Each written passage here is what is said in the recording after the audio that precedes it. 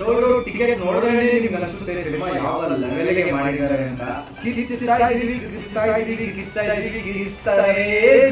ಒಬ್ಬೊಬ್ಬರ ಬಗ್ಗೆ ಎಕ್ಸ್ಪ್ಲೇನ್ ಮಾಡಬೇಕು ಅಂತ ನಿರ್ಧಾರ ಮಾಡ್ಕೊಂಡಿದ್ದೀವಿ.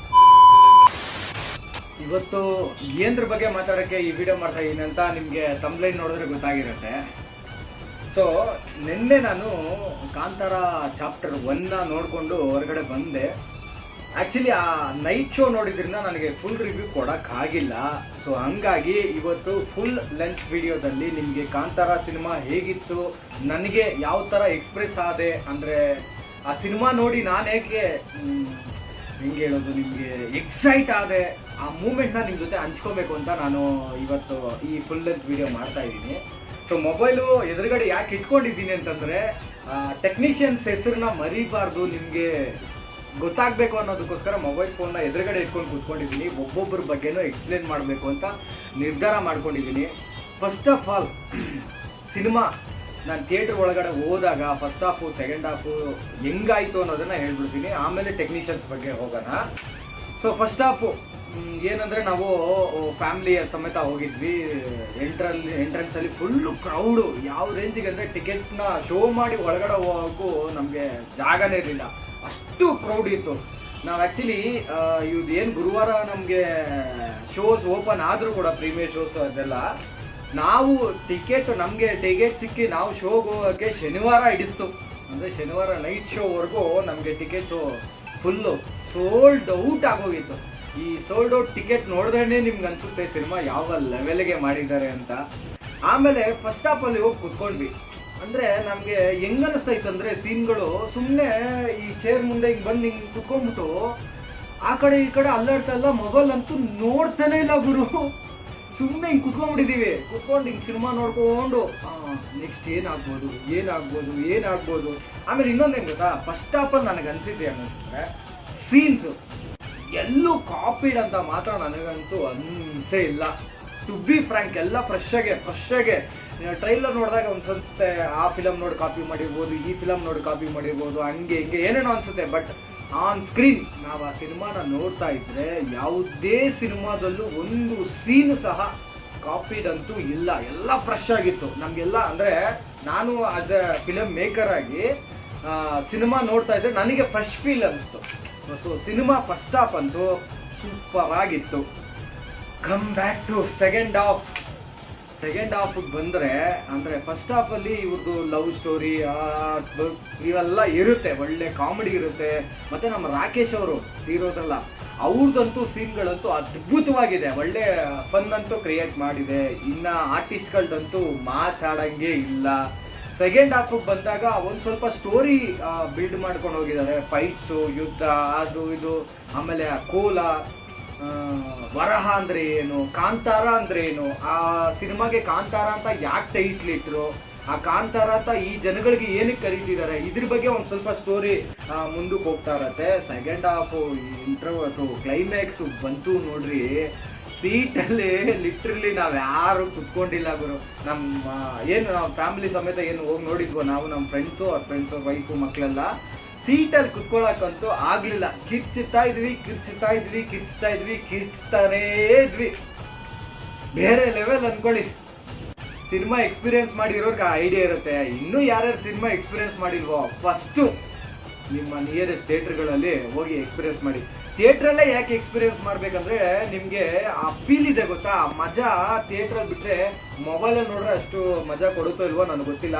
ಮೊಬೈಲ್ನಂತೂ ಯಾರು ಎನ್ಕರೇಜ್ ಮಾಡಕ್ಕೆ ಹೋಗ್ಬೇಡಿ, ಕಾಪಿನ ಎಲ್ಲೂ ನೋಡಕ್ಕೆ ಹೋಗ್ಬೇಡಿ. ಥಿಯೇಟ್ರ್ ಎಕ್ಸ್ಪೀರಿಯನ್ಸ್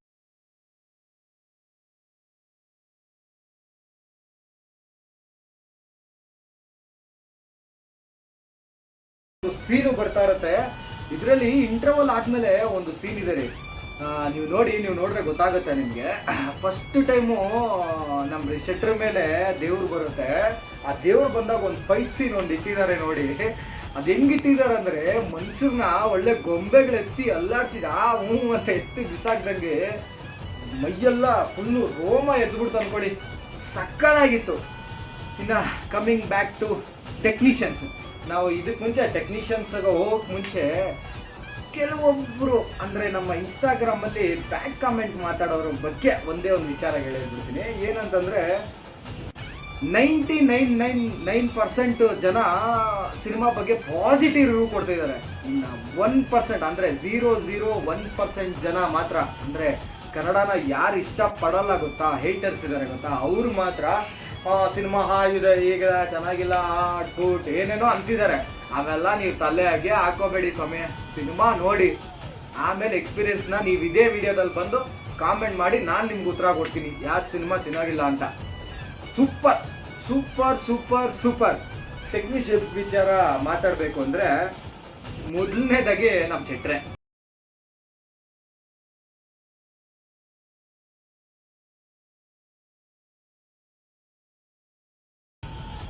ನಮಸ್ಕಾರ. ಅವ್ರೇನಾರು ಎದುರುಗಡೆ ಸಿಕ್ಕಿದ್ರೆ ಮಾತ್ರ ಕಾಲ್ಗೆ ಅಡ್ಡೇ ಬಿದ್ದುಬಿಡ್ಬೇಕು ಅನ್ಸುತ್ತೆ. ನಾನು ಒಬ್ಬ ಡೈರೆಕ್ಟ್ರಾಗಿ ವರ್ಕ್ ಮಾಡಿದ್ದೀನಿ. ನಾನು ಸಿನಿಮಾ ಅಂದರೆ ಬೇರೆಯವ್ರ ಕೆಳಗಡೆ ಅಸಿಸ್ಟೆಂಟಾಗಿ ಮಾಡಿದ್ದೀನಿ. ಬಟ್ ಈ ಥರ ವರ್ಕು ನಾನು ಇದುವರೆಗೂ ನೋಡಿಲ್ಲ, ನೋಡೋಕ್ಕೂ ಸಾಧ್ಯ ಇಲ್ಲ. ಅಂದರೆ ಬೇರೆ ಥರ ಝೋನರ್ ಸಿನಿಮಾಗಳೆಲ್ಲ ನಮ್ಮ ಕನ್ನಡ ಇಂಡಸ್ಟ್ರಿ ಬಂದಿದೆ. ಇದು ಒಂಥರ ಡಿವೈನ್, ಸಖತ್ ಅನ್ಕೊಳ್ಳಿ, ಸಖತ್ ಸಖತ್ ಸಖತ್ ಸಖತ್. ಅವರಿಗೆ ಈ ನ್ಯಾಷನಲ್ ಅವಾರ್ಡು ಕೂಡ ಸಾಕಾಗೋದಿಲ್ಲ. ಇಂಟರ್ನ್ಯಾಷನಲ್ ಅವಾರ್ಡ್ ಯಾವ್ಯಾವ ಅವಾರ್ಡ್ಗಳಿದಾವೋ ಎಲ್ಲ ಅವಾರ್ಡ್ಗಳು ಅವ್ರ ಆ್ಯಕ್ಟಿಂಗ್ ಕೊಡಬೇಕು, ಅವ್ರ ಸ್ಕಿಲ್ಸ್ ಕೊಡಬೇಕು, ಡೈರೆಕ್ಷನ್ ಕೊಡಬೇಕು. ಆ ಟೀಮ್ನ 3 ವರ್ಷ ಮೇಂಟೈನ್ ಮಾಡಿದ್ದಾರೆ ಗೊತ್ತಾ. ಅದಕ್ಕಂತೂ ಅವ್ರಿಗೆ 30 ಅವಾರ್ಡ್ಗಳು ಕೊಟ್ಟರು ಕೂಡ ಅವರಿಗೆ ಸಾಕಾಗೋದಿಲ್ಲ. ಶೆಟ್ರ್ ಬಗ್ಗೆ ನಾನು ಏನು ಹೇಳಿದ್ರು ನಿಮಗೆ ಕಡಿಮೆನೇ ಅನಿಸುತ್ತೆ. ಯಾಕಂದರೆ ಅವ್ರ ಬಗ್ಗೆ ನಿಮಗೆ ಗೊತ್ತು, ಕನ್ನಡ ಇಂಡಸ್ಟ್ರಿಯಲ್ಲಿ ಎಷ್ಟು ಹೆಸರು ಮಾಡ್ತಿದ್ದಾರೆ ಮತ್ತು ಹೌಸ್ಫುಲ್ ಶೋಸ್ ಕೊಡ್ತಿದ್ದಾರೆ. ಇದನ್ನೆಲ್ಲ ನೋಡಿದ್ಮೇಲೆ ಅವ್ರ ಬಗ್ಗೆ ಜಾಸ್ತಿ ಮಾತಾಡೋಕ್ಕಾಗಲ್ಲ. ಜಾಸ್ತಿ ಮಾತಾಡ್ತಿದ್ರೆ ಗಂಟೆಗಟ್ಟಲೆ ವಿಡಿಯೋ ಮಾಡಬೇಕು. ನೆಕ್ಸ್ಟ್ ಟೆಕ್ನಿಷಿಯನ್ಸ್ ಅಂದರೆ ಈಗ ನೆಕ್ಸ್ಟು ಏನಂದರೆ ಡೈರೆಕ್ಷನ್ ಡಿಪಾರ್ಟ್ಮೆಂಟು ಮುಗೀತು. ನೆಕ್ಸ್ಟು ಪ್ರೊಡಕ್ಷನ್ ಮೀನ್ಸ್ ದುಡ್ಡು ಹಾಕೋದು. ಸ್ವಾಮಿ ಯಾವ ಸಿನಿಮಾ ನೋಡಿದ್ದೀರಾ ಸ್ವಾಮಿ ಈ ಥರ ದುಡ್ಡು ಸುರಿಯೋರ? ಏನೋ 1-2 ಕೋಟಿ ಸಿನಿಮಾ ಹಾಕ್ಬಿಟ್ರೆ ಅಪ್ಪ ಬಂತು, 1-2-3 ಕೋಟಿ ಸ್ಯಾಟಲೈಟು, TV ರೈಟ್ಸು, ಆ ರೈಟ್ಸು, ಈ ರೈಟ್ಸು ಅಂತ ಸ್ವಲ್ಪ ಕಮ್ಬ್ಯಾಕ್ ಆದರೆ ಸಾಕು ಅಂತ ಅನ್ಕೊತಾ ಇದ್ದಿದ್ದು ಇಂಡಸ್ಟ್ರಿ ನಮ್ಮದು. ಅದು ಎಲ್ಲಿಂದನೋ ಟರ್ನ್ ಆಯಿತು ಬಿಡಿ, ಯಶ್ ಅವರಿಂದ ಮತ್ತೆ ಇವರು ಕಾಂತಾರ ಚಾಪ್ಟರ್ 1 ಇದರಿಂದೆಲ್ಲ ನಮ್ಮ ಇಂಡಸ್ಟ್ರಿ ಟರ್ನ್ ಆಯಿತು. ಬಟ್ ಹೊಂಬಾಳೆ ಅನ್ನೋ ಒಂದು ಫಿಲಮ್ ಪ್ರೊಡಕ್ಷನ್ ಇದೆ ಗೊತ್ತಾ, ಈ ಪ್ರೊಡಕ್ಷನ್ಗೆ ಅವ್ರಿಗೂ ಆ್ಯಕ್ಚುಲಿ ಸೆಲ್ಯೂಟ್ ಹೇಳಬೇಕು. ಇಂಥ ಒಂದು ದೈತ್ಯ ಸ್ಟೋರಿನ ತಗೊಂಡ್ಬರ್ತಾ ಇದ್ದೀವಿ ಅಂತಂದರೆ ಮೇಯ್ನು ಅದಕ್ಕೆ ಬ್ಯಾಕ್ ಸಪೋರ್ಟ್ ನಿಂತ್ಕೊಬೇಕಾರೋದು ವಿಟಮಿನ್ ಎಮ್ ಸಪೋರ್ಟ್ ಕರೆಕ್ಟಾಗಿ ಇರಲಿಲ್ಲ ಅಂದರೆ ಶೆಟ್ರ್ ಕೈಲೂ ಈ ಥರ ಮಾಡೋಕ್ಕಾಗ್ತಿತ್ತೋ ಇಲ್ವೋ ಏನೋ ಗೊತ್ತಿಲ್ಲ. ಈ ವಿಚಾರಕ್ಕೆ ಹೊಂಬಾಳೆ ಪ್ರೊಡಕ್ಷನ್ ಏನಿದೆ ಅದಕ್ಕೆ ನಮ್ಮ ಕನ್ನಡ ಇಂಡಸ್ಟ್ರಿಯ ಎಲ್ಲ ನಟರು, ಎಲ್ಲ ನಿರ್ದೇಶಕರು, ನಿರ್ಮಾಪಕರು ಎಲ್ಲರ ಕಡೆಯಿಂದ, ನಮ್ಮ ಕಡೆಯಿಂದ ಒಂದು ದೊಡ್ಡ ಸಾಷ್ಟಾಂಗ ನಮಸ್ಕಾರಗಳಿಗೆ ಹೇಳ್ತೀವಿ. ಯಾರಿಗೆ ಅಂತಂದರೆ ವಿಜಯ್ ಕಿರಗುಂದೂರಿಗೆ. ಯಾಕಂದರೆ ಧೈರ್ಯ, ಫಸ್ಟ್ ಆಫ್ ಆಲ್ ಧೈರ್ಯ ಇರಬೇಕು. ಇಷ್ಟು ದೊಡ್ಡ ಸಿನಿಮಾ ಮಾಡೋಕ್ಕೆ ಅವರು 50 ಕೋಟಿ ಕೇಳ್ತಾರೋ, 100 ಕೋಟಿ ಕೇಳ್ತಾರೋ, 200 ಕೋಟಿ ಕೇಳ್ತಾರೋ. ಶೆಟ್ರಿಗೆ ಅನ್ಲಿಮಿಟೆಡ್ ಕೊಟ್ಬಿಟ್ಟಿದ್ದಾರೆ ಅನ್ಸುತ್ತೆ ಇವ್ರಿಗೆ. ಅಂದ್ರೆ ಸೌತ್ ಮೀಲ್ಸು, ನಾರ್ತ್ ಮೀಲ್ಸು ಅಂತಾರಲ್ಲ, ಆ ಥರ ಫುಲ್ ಮೀಲ್ಸ್ ಕೊಟ್ಬಿಟ್ಟಿದ್ದಾರೆ ಅನ್ಸುತ್ತೆ ಇವ್ರಿಗೆ. ನೀವು ಎಷ್ಟಾರು ಖರ್ಚು ಮಾಡಿ ನಾವು ನಿಮಗೆ ಭರವಸೆ ಕೊಡ್ತಾ ಇದೀವಿ, ನಾವು ನಿಮ್ಗೆ ಹಿಂದೆ ನಿಂತ್ಕೊಂತೀವಿ ಅನ್ನೋ ಲೆವೆಲ್ಗೆ ಅವರು ಕಂಪ್ಲೀಟಾಗಿ ನೀವು ಎಷ್ಟಾರು ಖರ್ಚು ಮಾಡಿ ಸಿನಿಮಾ ಚೆನ್ನಾಗಿ ಬರಬೇಕು ಅಂತ ಒಂದು ಅವ್ರಿಗೆ ಏನು ಕನ್ನಡ ಸಿನಿಮಾ ಬಗ್ಗೆ ಪ್ರೇಮ ಅಂದರೆ ಪ್ರೀತಿ ಇತ್ತು ಗೊತ್ತಾ.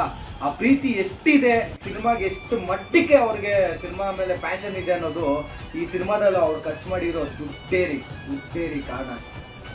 ನೆಕ್ಸ್ಟ್ ಆರ್ಟಿಸ್ಟ್ ವಿಚಾರಕ್ಕೆ ಬಂದರೆ ಎಲ್ಲ ಆರ್ಟಿಸ್ಟ್ಗಳು ಹೆಂಗಿದ್ದಾರೆ ಅಂದರೆ ನೀನು ಮೊದಲ ನಾವು ಮೊದಲ, ನೀನು ಚೆನ್ನಾಗಿ ಮಾಡ್ತೀಯ ನಾನು ಚೆನ್ನಾಗಿ ಮಾಡ್ತೀನ ಆ ಲೆವೆಲ್ಗೆ ಕಾಂಪಿಟೇಷನು.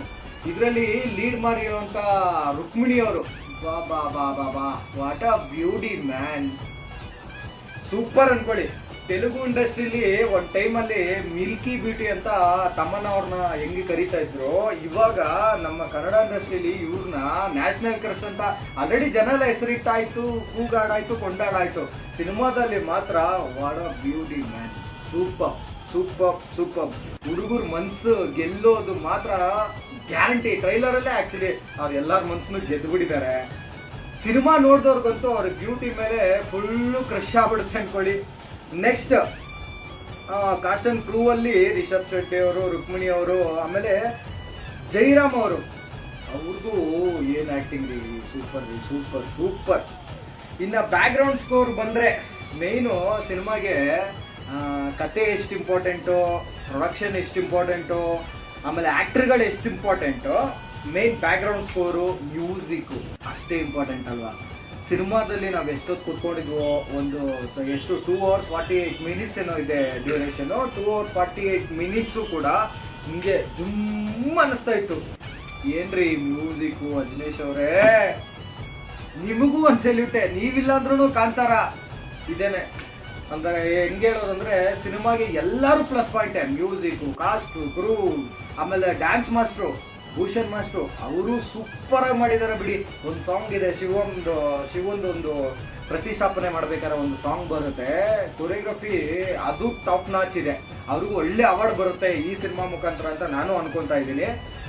ನೆಕ್ಸ್ಟ್ ನಮ್ಮ ಡಿಸೈನರ್ಸು ಸೂಪರು. ಕಾಸ್ಟ್ಯೂಮ್ ಡಿಸೈನರು ಯಾರು, ಶೆಟ್ಟರ್ ವೈಫು ಪ್ರಗತಿ ಮೇಡಮು, ಪ್ರಗತಿ ಶೆಟ್ಟಿ ಅವರು ಒಳ್ಳೆ ಡಿಸೈನ್ ಮಾಡಿದ್ದಾರೆ. ಆ್ಯಕ್ಚುಲಿ ಅವರು ಕಾಸ್ಟ್ಯೂಮ್ ಡಿಸೈನರ್ ಅಂತ ನಮಗೆ ಮೊದಲು ಗೊತ್ತಿರಲಿಲ್ಲ. ಸಿನಿಮಾ ನೋಡಿದ್ಮೇಲೆ ಅವರು ಇಂಟ್ರೊಡಕ್ಷನ್ ಮಾಡಿದ್ಮೇಲೆ ಆಡಿಯೋ ಲಾಂಚಲ್ಲಿ ಇವರೇ ಕಾಸ್ಟ್ಯೂಮ್ ಅಂತ ಗೊತ್ತಾದ್ಮೇಲೆ ನಮ್ಗೆ ಆಶ್ಚರ್ಯ ಆಯಿತು. ಇಂಥ ಒಳ್ಳೆ ಡಿವೈನ್ ಸ್ಟೋರಿಗೆ ಕಾಸ್ಟ್ಯೂಮ್ ಡಿಸೈನ್ ಮಾಡಬೇಕಾದ್ರೆ ತುಂಬ ಸಿನಿಮಾಗಳು ಎಕ್ಸ್ಪೀರಿಯನ್ಸ್ ಇರಬೇಕು ಅವ್ರಿಗೆ. ಅದು ಎಲ್ಲಿ ಯಾವ ಸಿನಿಮಾದಲ್ಲಿ ವರ್ಕ್ ಮಾಡಿದಾರೋ ಇಲ್ಲ ಸೆಕ್ಟರ್ ಸಹಾಯದಿಂದ ಅವ್ರು ಅಷ್ಟೊಂದು ಮಾಡಿದ್ರೋ ಏನೋ ಗೊತ್ತಿಲ್ಲ. ಅವ್ರಿಗೂ ಒಂದು ಸೆಲ್ಯೂಟ್. ಸಕ್ಕದಾಗಿದೆ ಸೂಪರ್ ಆಗಿದೆ. ಇನ್ನು ಎಕ್ಸಿಕ್ಯೂಟಿವ್ ಪ್ರೊಡ್ಯೂಸರು ಪ್ರಮೋದ್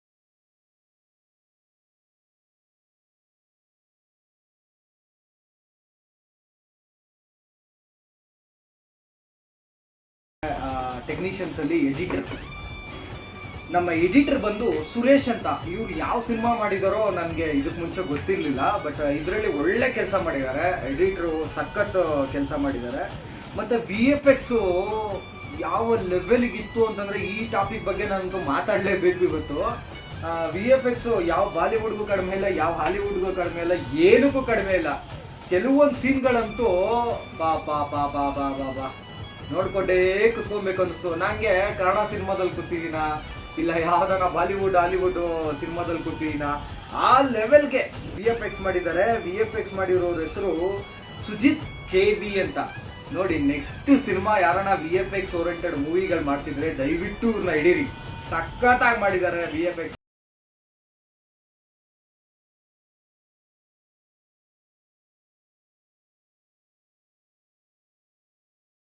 ಸಿನಿಮಾಗೆ ಒಬ್ಬ ಕ್ಯಾಮ್ರಾಮನ್ ಜೀವ ಕೊಟ್ರೆ ಅದಕ್ಕೆ ನೆಕ್ಸ್ಟು ಜೀವ ಕೊಡೋದೆ ನಮ್ಮ DI ಅಂದರೆ ಕಲರಿಸ್ಟ್ ಯಾರು ಇದ್ದಾರೆ ಗೊತ್ತಾ, DI ಕಲರ್ ಕರೆಕ್ಷನ್ ಮಾಡೋರು ಅವರು.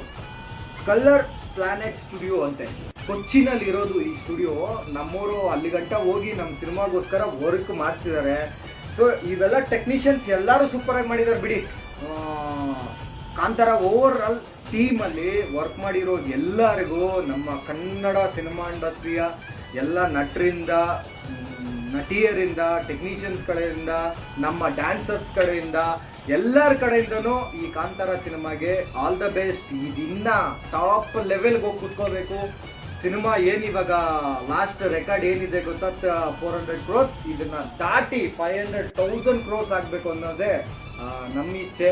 ಇನ್ನೂ ಯಾರ್ಯಾರು ಸಿನಿಮಾ ನೋಡಿಲ್ವೋ ದಯವಿಟ್ಟು ಥಿಯೇಟ್ರಿಗೆ ಹೋಗಿ ಸಿನಿಮಾ ನೋಡಿ. ಥಿಯೇಟ್ರ್ ಫೀಲ್ ಮಾತ್ರ ಚೆನ್ನಾಗಿರೋದು. ಥಿಯೇಟ್ರಲ್ಲೇ ಎಂಜಾಯ್ ಮಾಡಿ, ಥಿಯೇಟ್ರಲ್ಲೇ ಹೋಗಿ, ಥಿಯೇಟ್ರಲ್ಲೇ ನೋಡಿ. ಪೈರಸಿನ ಎಂಕರೇಜ್ ಮಾಡಕ್ಕೆ ಹೋಗಬೇಡಿ. ಅದರಲ್ಲಿ ಸಿಗುತ್ತೆ, ಆ ವೆಬ್ಸೈಟಲ್ಲಿ ಸಿಗುತ್ತೆ, ಇನ್ನೊಂದು ಸ್ವಲ್ಪ ದಿವಸ ಹೋದರೆ TVಲಿ ಹಾಕ್ತಾರೆ. ಇವೆಲ್ಲ ಬೇಡವೇ ಬೇಡ. ನೀವು ಥಿಯೇಟ್ರಲ್ಲಿ ಸಿಗೋ ಎಕ್ಸ್ಪೀರಿಯೆನ್ಸು ಎಲ್ಲೂ ಸಿಗೋದಿಲ್ಲ. ನೀವು ಡಾಲ್ಬಿ ಹೆಡ್ಫೋನ್ ಹಾಕೊಂಡು ನೋಡಿದ್ರು ಕೂಡ ನಿಮ್ಗೆ ಅಂಥ ಸಿನಿಮಾ ಎಕ್ಸ್ಪೀರಿಯೆನ್ಸ್ ಸಿಗೋದಿಲ್ಲ. ಸೊ ಕಾಂತಾರ ರಿವ್ಯೂ ಇದು. ನಾನಂತೂ 10 out of ನನಗೆ ಎಷ್ಟು ಕೊಡಬೇಕು ಅಂತಂದರೆ 9.5 ಕೊಡ್ತೀನಿ ನಾನು. ಟಾಪ್ ನಾಚ್ ಇದೆ. 10ಗೆ 9.5 ಕೊಡ್ತೀನಿ. 5 ಏನಾರು ಸ್ಕೋರಿಂಗ್ ಇಟ್ರೆ 5 ಪಾಯಿಂಟ್ಗೆ 5 ಪಾಯಿಂಟು ಕೊಟ್ಬಿಡ್ತೀನಿ. ಅಷ್ಟು ಚೆನ್ನಾಗಿದೆ ಸಿನಿಮಾ, ಸೂಪರ್ ಆಗಿದೆ. ಶೆಟ್ರೆ ನಮಸ್ಕಾರ. ನಿಮ್ಮಿಂದ ನಮ್ಮ ಇಂಡಸ್ಟ್ರಿಗೆ ಇನ್ನಷ್ಟು ಭಾಳ ಭಾಳ ಭಾಳ ದೊಡ್ಡ ಪ್ರಾಜೆಕ್ಟ್ಗಳು ಬರಬೇಕು. ನಾವು ಇದೇ ಥರ ನಿಮ್ಮನ್ನ ಇನ್ಸ್ಪೈರ್ ಆಗಿ ತಗೊಂಡು ಥಿಯೇಟ್ರ್ಗಳಲ್ಲಿ ಹೋಗಿ ಇದೇ ಥರ ಸಿನಿಮಾಗಳನ್ನ ಎಂಜಾಯ್ ಮಾಡಬೇಕು. ಕನ್ನಡ ನಟರಿಗೆ ಇನ್ನೊಂದು ಸ್ವಲ್ಪ ನೀವು ಇನ್ಸ್ಪೈರ್ ಆಗಬೇಕು. ಏನು ಆ್ಯಕ್ಟಿಂಗಲ್ಲೂ ಇನ್ಸ್ಪೈರ್ ಆಗಬೇಕು, ಡೈರೆಕ್ಷನಲ್ಲೂ ಇನ್ಸ್ಪೈರ್ ಆಗಬೇಕು, ಎಲ್ಲದರಲ್ಲೂ ಇನ್ಸ್ಪೈರ್ ಆಗಬೇಕು. ನಿಮಗೆ ದೇವರು ಆಯುಷು ಆರೋಗ್ಯ ಎಲ್ಲ ಕೊಟ್ಟು ಕಾಪಾಡಲಿ ಅಂತ ನಮ್ಮ ಕಡೆಯಿಂದ ಆಶಿಸ್ತೀವಿ. ಜೈ ಕಾಂತಾರ. Waiting for chapter 2. ದಂತಕಥೆ 2 ಭಾಗ 2. Thank you.